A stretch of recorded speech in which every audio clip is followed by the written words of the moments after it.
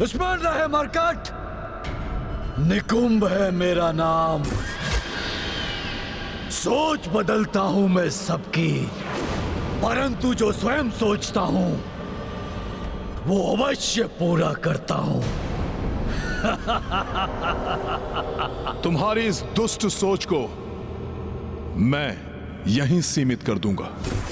मेरी योजना के अनुसार ये वानर अब मेरे जाल में फंस चुका है। इधर इस मरकट को मैं युद्ध में उलझाए रखूंगा। तब तक मेरे अनुचर निश्चित रूप से राम के पिंडदान की प्रक्रिया को बाधित कर उसे नष्ट भ्रष्ट कर देंगे।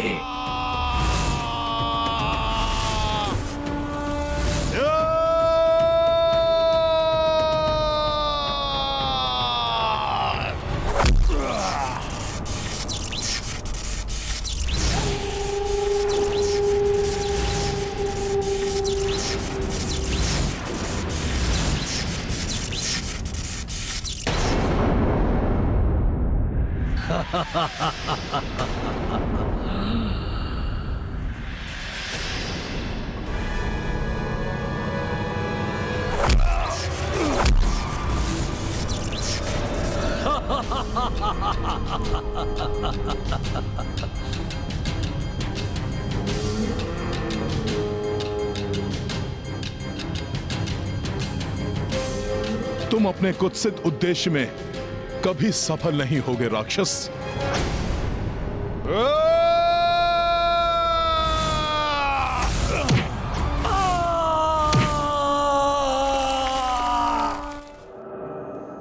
अब इसे उलझा कर रखने के लिए मुझे कोई दूसरा उपाय सोचना होगा।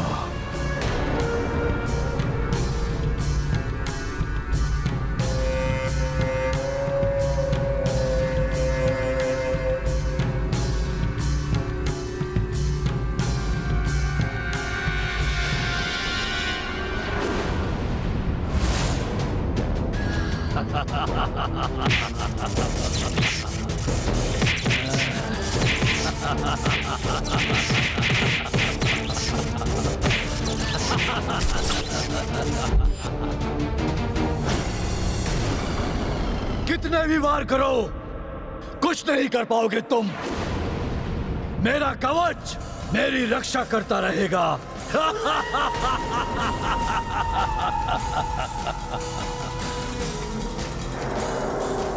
जो कवच तुम्हारे पास ही नहीं रहेगा वो तुम्हारी रक्षा कैसे करेगा दुष्ट असुर।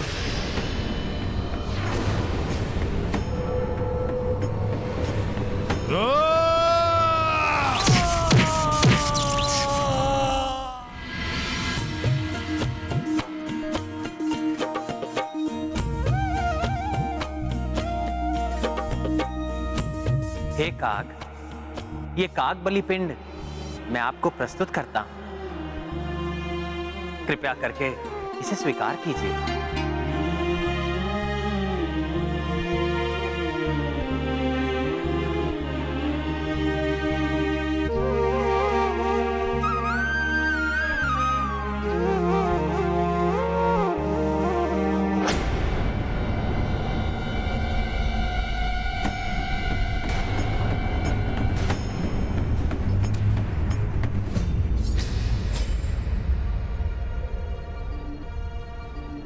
कागबली से मलिनता का निवारण होता है और पितरों की मुक्ति का मार्ग प्रशस्त होता है। कागबली यदि अस्वीकार हो जाए तो पिंडदान अपूर्ण रह जाता है।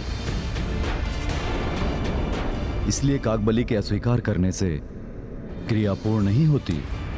हमारे पास समय भी शेष नहीं है। यदि आज ये कार्य समय रहते पूर्ण न हुआ तो पिंडदान के लिए हमें 1 वर्ष की प्रतीक्षा करनी होगी।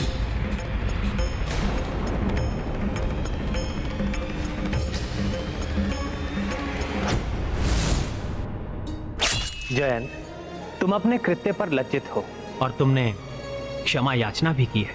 इसलिए मैं तुम्हें वर देता हूं, जो भी पितृपक्ष में तुम्हें भोजन देगा उसके पितृ उससे संतुष्ट रहेंगे। जिन प्रभु श्री राम के मुख से कागों को यह वरदान प्राप्त हुआ है कि पिंडदान की प्रक्रिया पूर्ण करने के लिए सर्वप्रथम उन्हें ही पिंडदान अर्पित होगा। आज मायावी राक्षसी सोच के प्रभाव में आकर ये उन्हीं प्रभु का निरादर कर रहे हैं। मैं जयंत ऐसा कदापि होने नहीं दूंगा।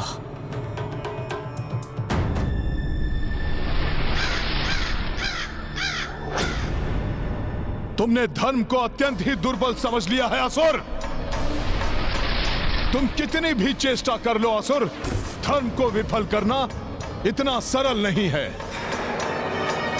धर्म अपने पंख फैलाकर जहां आवश्यकता होती है वहां स्वतः पहुंच जाता है। ये काग रूप धारण कर कौन चला आ रहा है यहाँ? रोको उसे।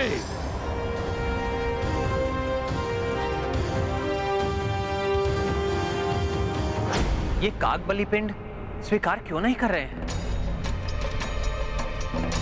किसकी प्रतीक्षा कर रहे हैं? ये कुछ तो है जो उचित नहीं है।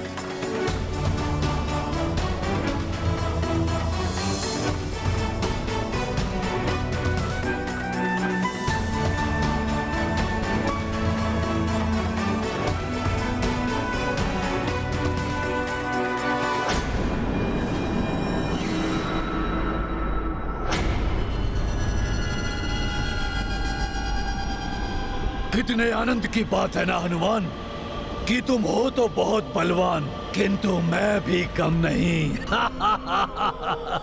परंतु अब अधिक समय तक तुम सुरक्षित नहीं रहोगे असुर।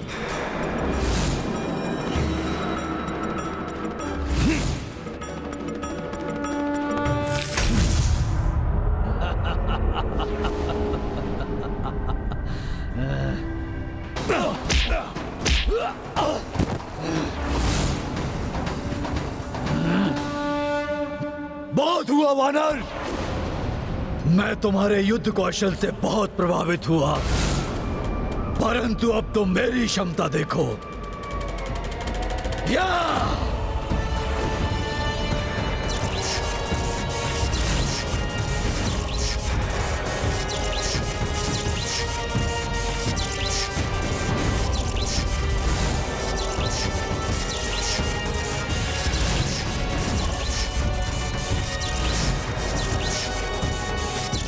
मार्कट, मेरे इस मुष्टि प्रहार को अब नहीं रोक सकोगे तुम।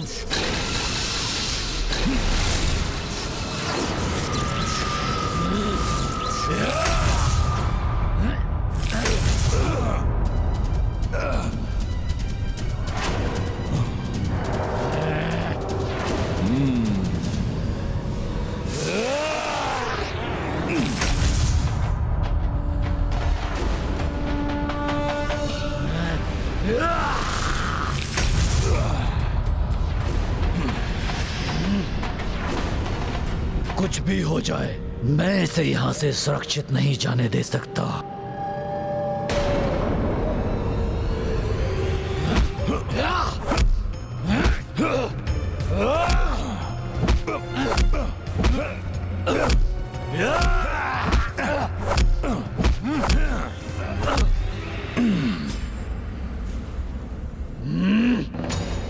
मैं इस पर कैसा भी प्रहार करूं, ये अपने कवच से उसे रोक लेगा। मुझे इसे किसी युक्ति से ही मिटाना होगा।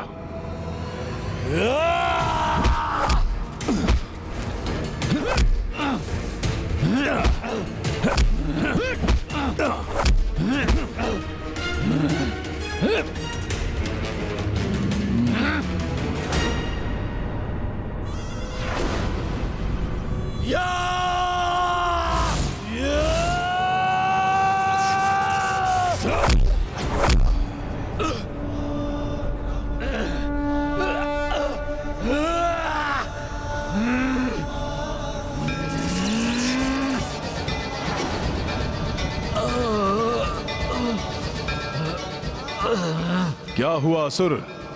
प्रतीत होता है तुम तो आहत हो गए। आओ, वार करो मुझ पर।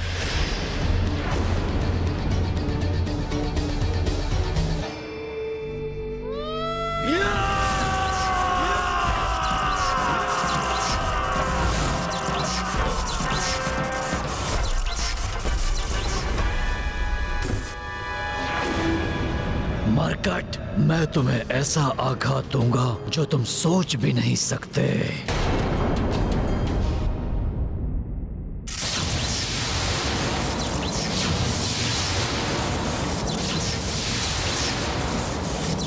यदि तुम सोच रहे हो कि मैं रुक जाऊंगा तो तुम उचित सोच रहे हो, परंतु तब तक नहीं जब तक मैं अपने उद्देश्य में सफल ना हो जाऊं। तब तो तुम कभी नहीं थम सकोगे, क्योंकि तुम्हारा उद्देश्य कभी सफल नहीं होगा। स्वामी और अन्य सभी को लौटने में इतना विलंब क्यों हो रहा है? हे पितृ पितामह, हे पूर्वजों, हमें आशीष दीजिए कि हमारा पिंडदान सफलतापूर्वक पूर्ण हो जाए।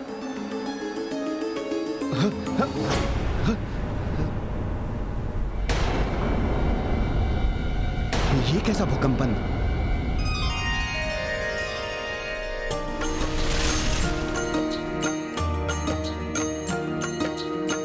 फल्गु घाट पे बैठी सीता,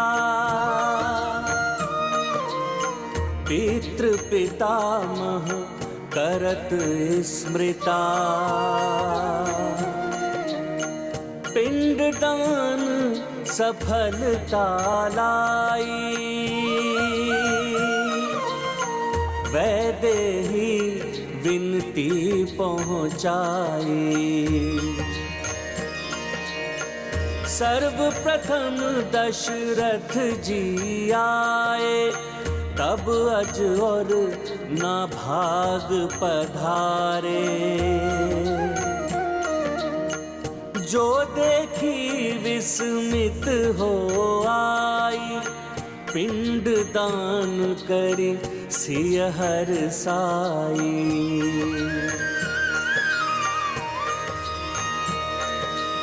प्रतीत होता है हमारे पूर्वजों ने हमारी पूजा और पिंडदान को स्वीकार कर लिया है, इसलिए स्वामी के लौटने से पूर्व ही विष्णुपाद पूजा की तैयारी कर लेनी चाहिए।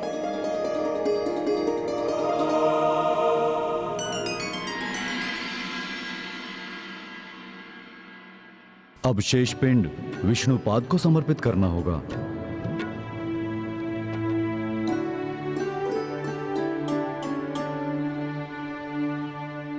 विष्णुपाद पूजा पूर्ण हुए बिना पिंडदान संपन्न नहीं होगा। उसमें व्यवधान डालकर हम अपना कार्य पूर्ण कर लेंगे।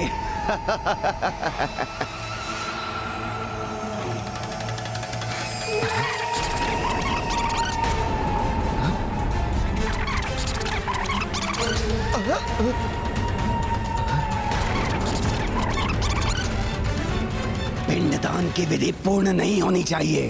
बार बार दान प्राप्त होगा तुम्हें। पिंडदान की विधि अपूर्ण रह गई तो बार बार भोजन प्राप्त होगा आपको गौ माता।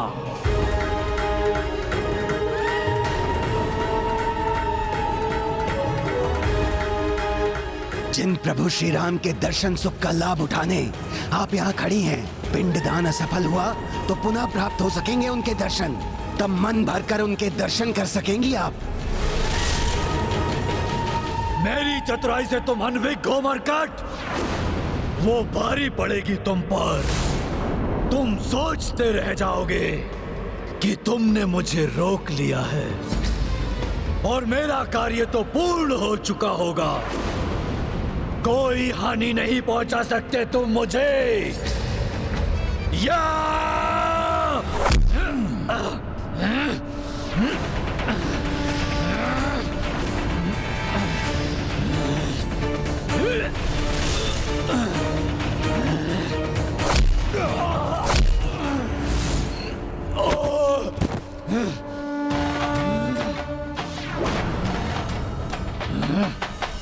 क्या अर्थ है तुम्हारा?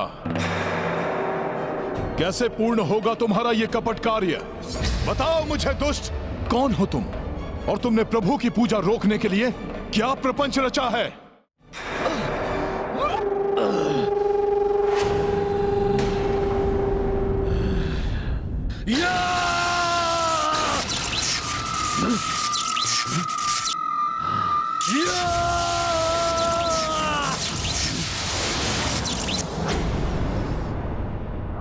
ये कैसे संभव है? जिस प्रकार तुम अपनी शक्ति को पुनर्जागृत करने में असफल हो रहे हो, उसी प्रकार तुम अपने उद्देश्य में भी कभी सफल नहीं हो सकोगे। प्रभु के कार्य को रोकने का भ्रम मत पालो दुष्ट। भ्रमित तो तुम हो मरकट। कोई नहीं रोक सकता मुझे, क्योंकि मैंने अपना कार्य अपने जन्म से प्रारंभ कर दिया है।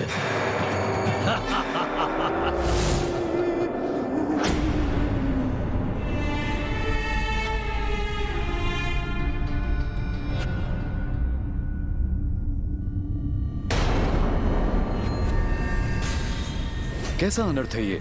यहां से पिंड कहां गए?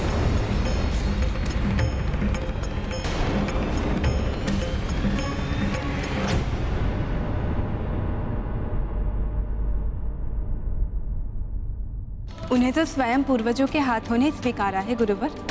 पूर्वजों के हाथों ने? जब आप सभी को लौटने में विलंब हुआ तो मैंने पूर्वजों से प्रार्थना की। तभी पृथ्वी से पूर्वजों के एक एक कर हाथ उत्पन्न हुए और उन्होंने अपना अपना पिंड ले लिया।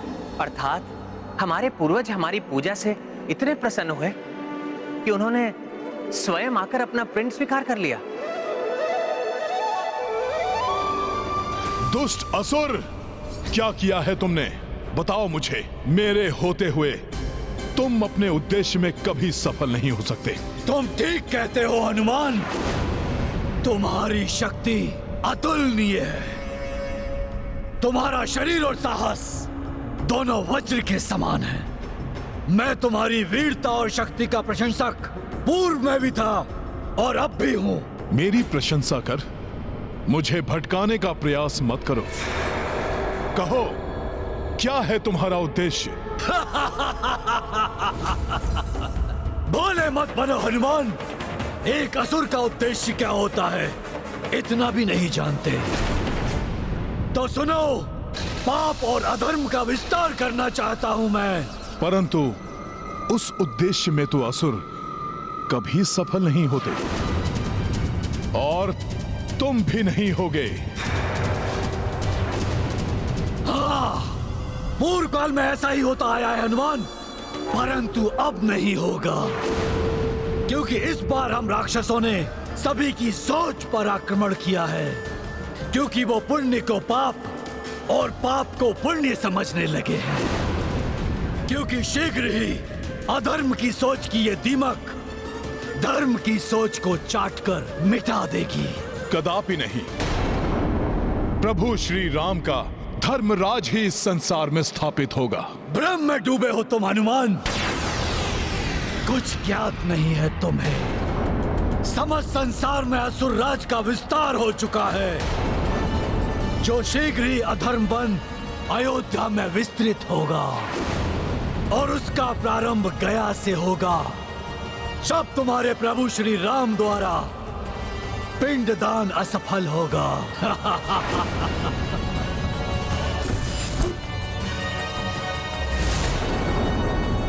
किंतु मैंने तो ऐसा कुछ नहीं देखा।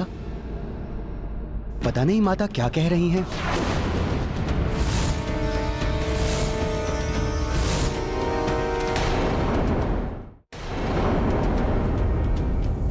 असत्य वचन क्यों कह रहे पुजारी जी? ये घटना तो आपके और आपके शिष्य के समक्ष ही हुआ था।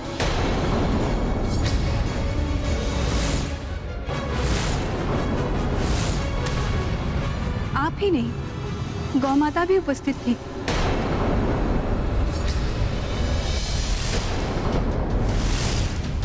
अब तक तो पिंडदान की क्रियाविधि भंग भी हो चुकी होगी। मेरे सहयोगी इस मरकट की अनुपस्थिति में अपना कार्य कर चुके और ये मरकट कुछ भी नहीं कर सका। मेरी अनुपस्थिति में कहीं मेरे प्रभु की पूजा में कोई विघ्न तो नहीं उत्पन्न किया इस अधर्मी ने? यदि ऐसा हुआ तो अनर्थ ही हो जाएगा। माता फल्गुनी, आप भी तो साक्षी हैं।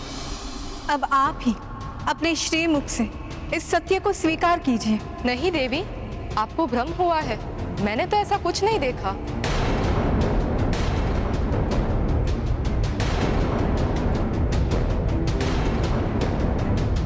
क्या हुआ है आप सभी को? आप सब इस सत्य को स्वीकार क्यों नहीं कर रहे?